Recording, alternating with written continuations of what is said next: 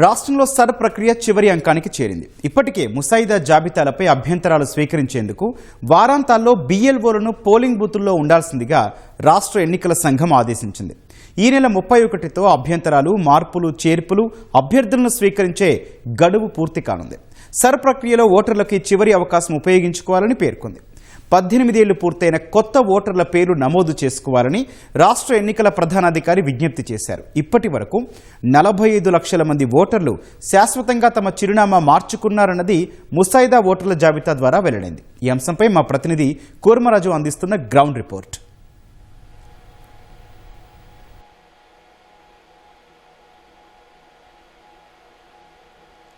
ధన్యవాదాలు గౌతమ్. రాష్ట్రంలోని ఈ సర్ ప్రక్రియ అంటే కేంద్ర ఎన్నికల సంఘం నిర్దేశించిన విధంగా సర్ ప్రక్రియ 2 పుష్కరాల తర్వాత రాష్ట్రంలో చేపట్టారు.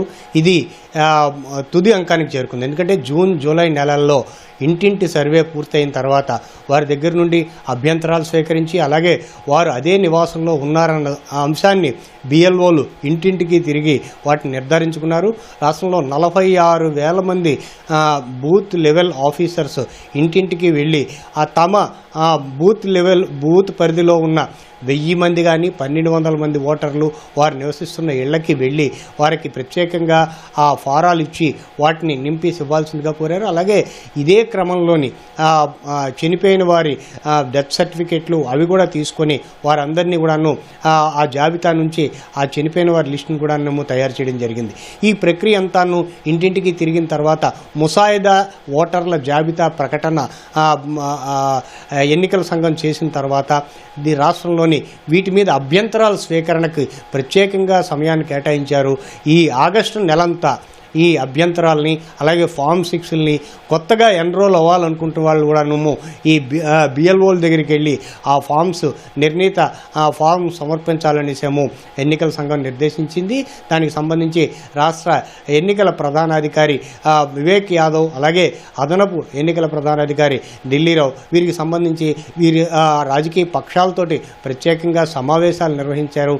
అలాగే రాజకీయ పక్షాల నుంచి అభ్యంతరాలు, వారి బూత్ స్థాయిలో ఈ కార్యకర్తలకు సంబంధించి వారి ఓటర్ల ఇంకా ఎవరైనా ఎన్రోల్ కాకుండా ఉండిపోయారు, లేదంటే పెర్మనెంట్ మైగ్రేషన్ కాదు, లేదు వాళ్ళు ఇక్కడే ఉంటున్నారు, ఈ అన్ని వివరాలకు సంబంధించిన సర్టిఫికేట్లని వాటన్నిటిని తీసుకురావడానికి బూత్ లెవెల్ అధికారులకి సహాయంగా వారిని చేయాల్సిందిగానేమో వీరు కోరారు.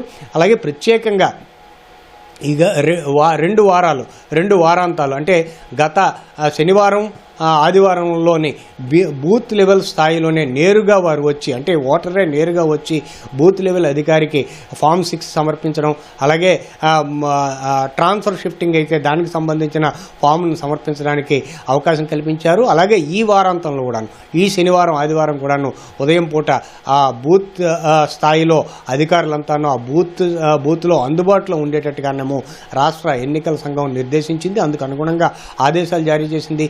ఈ వారాంతం కూడాను, అంటే ఈ 29, 30 తారీఖుల్లో కూడానేమో వీరంతా కూడాను అందుబాటులో ఉంటారనేసేమో ఎన్నికల సంఘం చెప్పింది. దానికి అనుగుణంగా ఏర్పాట్లు కూడా చేశారు. అంటే 31 వరకు ఈ అభ్యంతరాల స్వీకరణకి గడువుగా నిర్ణయించారు.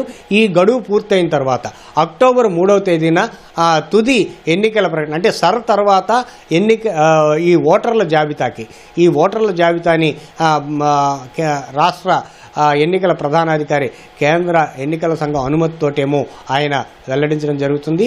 ఇప్పటికీ రాష్ట్రంలో సర్ ముందు 4.16 కోట్ల మంది ఓటర్లు ఉన్నారు. అందులో 44,000 మంది 44 లక్షలకు పైగా శాశ్వతంగా షిఫ్ట్ అయ్యారనేసేమో చెప్తున్నారు.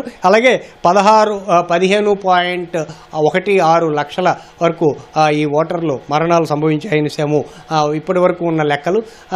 వీటిలో కొత్తగా ఎన్రోల్మెంట్, అంటే 18 ఏళ్ళు నిండిన వాళ్ళు కూడాను ఎన్రోల్మెంట్ దాదాపు 7 లక్షలకు పైగా చూపిస్తున్నారు. వీటన్నిటినీ మళ్ళీ సరిచూసుకునే అవకాశాన్ని ఎన్నికల సంఘం కల్పించింది. దీనికి అనుగుణంగానే ఇప్పుడు ఈ బిఎల్ఓల్ని అందుబాటులో ఉండాల్సిందిగా వారాంతపు 2 రోజుల్లోని అందుబాటులో ఉంటారు. 31 తోటి ఈ అభ్యంతరాల స్వీకరణ పూర్తిగా ముగుస్తుంది. కెమెరామెన్ శేషబాబుతో Kurmaraju, ETV news, Vijayawada. Over to studio. ధన్యవాదాలు కూర్మరాజు.